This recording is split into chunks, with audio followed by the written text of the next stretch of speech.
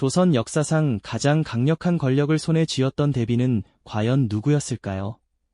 왕권을 압도하며 심지어 두 아들의 삶과 죽음, 나아가 한나라의 운명까지 좌우했던 여인이 있었다면 우리는 그녀의 이름을 제대로 기억하고 있을까요? 오늘 우리가 만나볼 인물은 바로 조선 왕실에 숨겨진 실세이자 격동의 시대를 온몸으로 헤쳐나갔던 여인 인수대비입니다. 그녀는 단순히 왕의 어머니라는 이름으로만 기억되기에는 너무나도 파란만장하고 또 드라마틱한 삶을 살았죠. 흔히 왕의 어머니는 자애로운 존재로만 상상하기 쉽지만 인수대비의 삶은 그 이면에 누구보다 치열하게 권력을 쟁취하고 유지했으며 결국 그 권력의 칼날에 쓰러져간 한 인간의 고뇌와 선택의 무게를 고스란히 보여줍니다. 그녀의 이야기는 단순한 역사적 사실을 넘어 시대를 초월하는 인간적인 갈등과 비극적인 운명을 우리에게 전하고 있습니다. 자, 그럼 지금부터 인수대비, 그녀의 이야기가 시작됩니다. 인수대비, 훗날 소해왕으로 추존되는 그녀는 명문가 출신으로 태어났습니다. 조선의 기틀을 다진 세종대왕의 셋째 아들인 안평대군의 외손녀이자 당시 실세였던 정의왕후의 친족하였죠. 어머니는 명문 사대부 집안의 딸이었으니 그야말로 왕실과 겹겹이 엮인 유서 깊은 가문에서 태어난 셈입니다. 어려서부터 총명함이 남달랐던 그녀는 궁궐의 서책들을 탐독하며 지식을 쌓았다고 전해집니다. 유교 경전은 물론 역사서와 병법까지 섭렵하며 또래 아이들과는 다른 비범한 학구열을 보였다고 하니 훗날 그녀가 보여줄 냉철한 통찰력의 바탕이 이때부터 다져지고 있었던 것이 아닐까 짐작해 볼 수 있습니다. 어린 나이에 세조의 맏아들이자 왕위를 이을 의경세자, 훗날 덕종으로 추존되는 분과 혼인하며 그녀의 앞날은 탄탄대로처럼 보였습니다. 세자빈으로서 왕실의 정통성을 잇고 미래의 국모로서 화려한 삶을 기대했을 겁니다. 하지만 행복은 그리 오래가지 못했습니다. 혼인한 지 불과 8년 만에 남편 의경세자가 갑작스럽게 세상을 떠나고 말았죠. 20살의 꽃다운 나이에 청산과부가 된 인수대비는 한순간에 모든 것을 잃은 듯한 절망감에 휩싸였을 겁니다. 세자빈의 자리에서 폐위될 위기까지 맞았으니 그 비운의 무게는 감히 헤아릴 수 없었을 것입니다. 하지만 그녀는 이 좌절의 순간에 굴복하지 않았습니다. 오히려 이 비극적인 시간을 미래를 위한 준비의 과정으로 삼았죠. 시아버지인 세조는 이런 며느리의 비범함과 강인한 의지를 한눈에 알아보았습니다.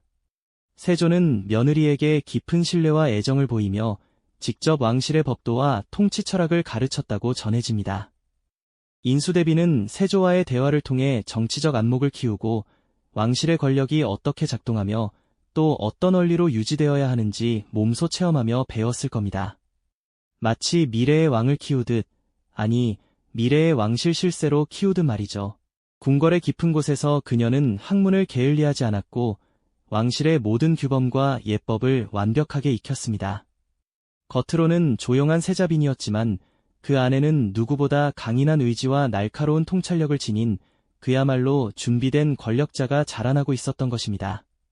그녀는 단순히 아들을 왕으로 만든 어머니가 아니라 스스로 권력의 본질을 꿰뚫어보고 그것을 능수능란하게 다룰 줄 아는 인물로 성장하고 있었던 것이죠. 이처럼 불운을 딛고 역사의 전면에 나서기 위한 모든 채비를 마친 인수대비. 그녀의 숨겨진 잠재력은 훗날 어린 아들 성종이 왕위에 오르면서 비로소 빛을 발하게 될 겁니다. 과연 그녀는 어떤 방식으로 조선 왕실의 중심에 서게 될까요? 시아버지 세조의 가르침 아래 왕실의 모든 것을 익히며 준비된 권력자로 성장한 인수대비. 그녀가 품었던 비범한 잠재력은 과연 어떤 방식으로 조선 왕실의 중심을 흔들게 될까요? 그 해답은 예상보다 빠르게 찾아왔습니다. 1469년 20살의 나이로 남편 의경세자를 잃었던 비운에 세자빈 인수대비에게 기적같은 기회가 찾아온 것이죠. 그녀의 둘째 아들 자을상군이 13살의 어린 나이로 조선의 9번째 임금 성종으로 즉위하게 된 겁니다. 어린 성종이 왕위에 오르자 자연스럽게 어머니인 인수대비가 수렴청정을 맡게 되었습니다. 수렴청정, 말 그대로 발을 내리고 정치를 한다는 뜻인데요. 어린 왕을 대신해 왕실의 최고 어른인 대비가 정무를 총괄하는 과정이었죠. 이제 인수대비는 더 이상 궁궐 깊은 곳에서 학문과 예법을 갈고 닦던 조용한 여인이 아니었습니다. 그녀는 조선의 실질적인 통치자로서 왕실의 기강을 바로잡고 국가의 기틀을 다지는 일에 직접 나섰습니다. 그녀의 수렴 청정은 단호하고 엄격했습니다. 인수대비는 왕실의 권위와 품위를 최우선으로 여겼죠. 그녀는 흐트러진 왕실의 법도와 기강을 다시 세우기 위해 팔을 걷어붙였습니다. 그저 말로만 지시하는 것이 아니었습니다. 대비전에서는 매일같이 신하들과의 회의가 이어졌고 왕실의 크고 작은 일들이 그녀의 손에서 결정되었습니다. 신하들은 인수대비의 날카로운 통찰력과 빈틈없는 판단에 감탄하면서도 한편으로는 그녀의 위엄에 압도당했다고 전해집니다. 궁궐 안모든 이가 그녀의 눈치를 살피며 그녀의 한마디 한마디에 집중했던 시기였죠. 특히 인수대비가 심혈을 기울였던 부분은 바로 왕실의 법도를 명확히 하는 일이었습니다.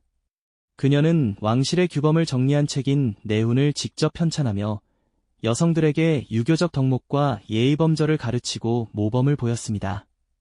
왕실의 품격을 높이고 후궁과 내명부 여성들이 지켜야 할 도리를 분명히 한 것이죠.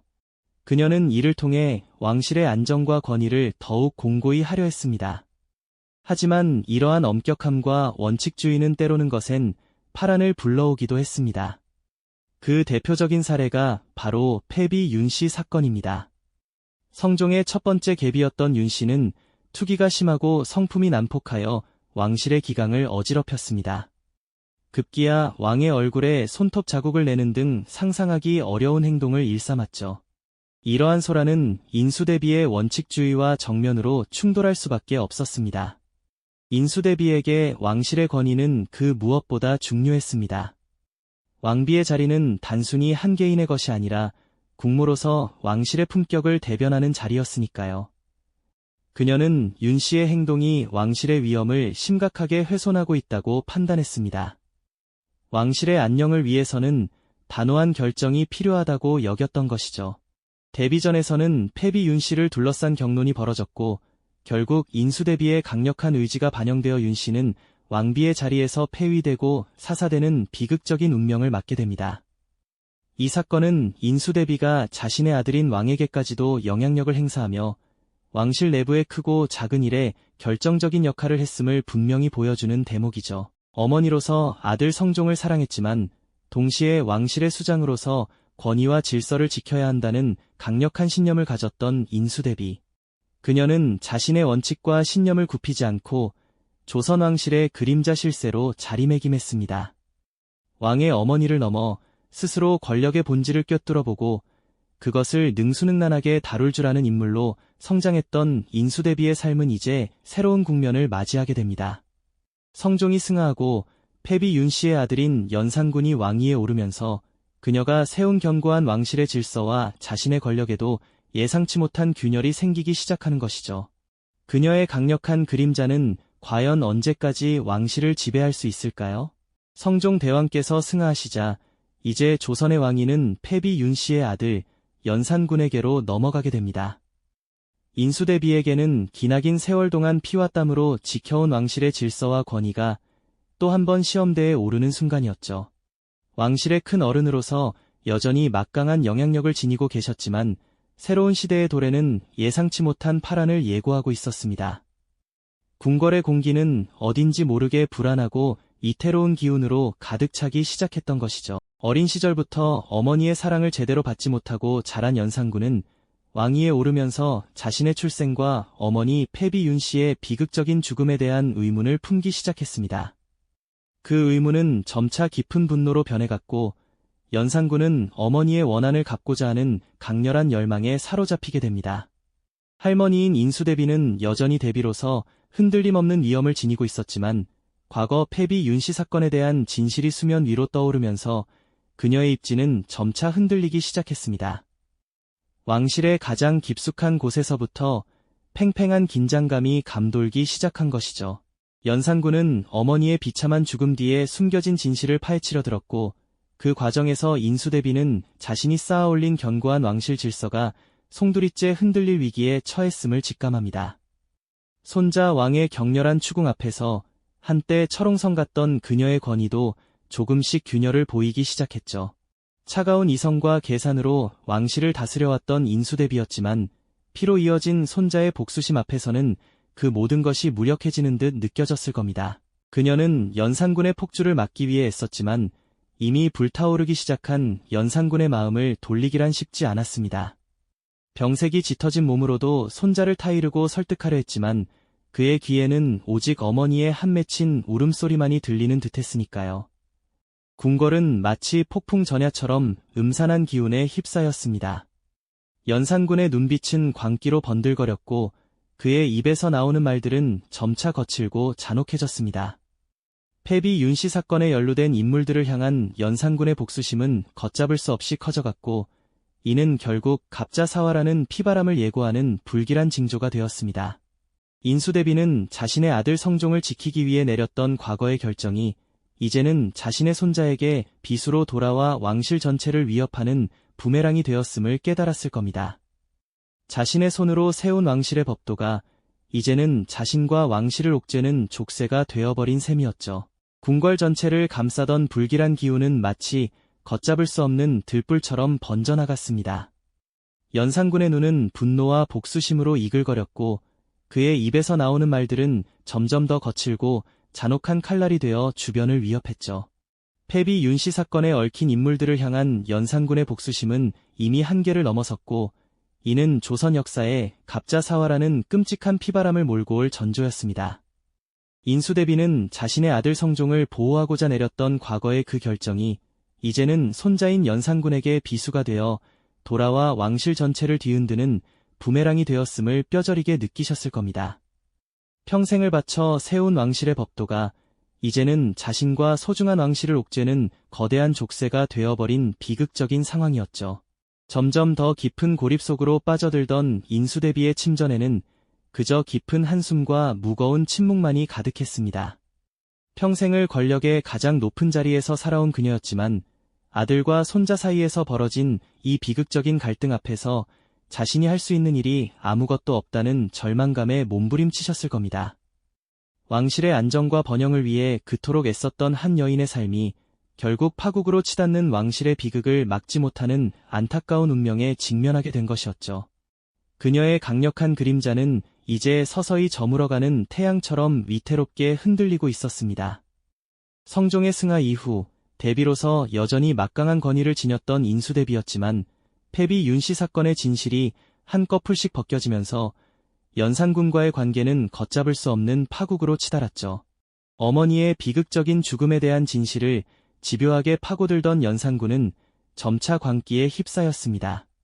그는 과거의 상처를 들추어내며 관련자들을 무자비하게 숙청하기 시작했고 그 누구도 그의 분노를 막을 수 없었습니다.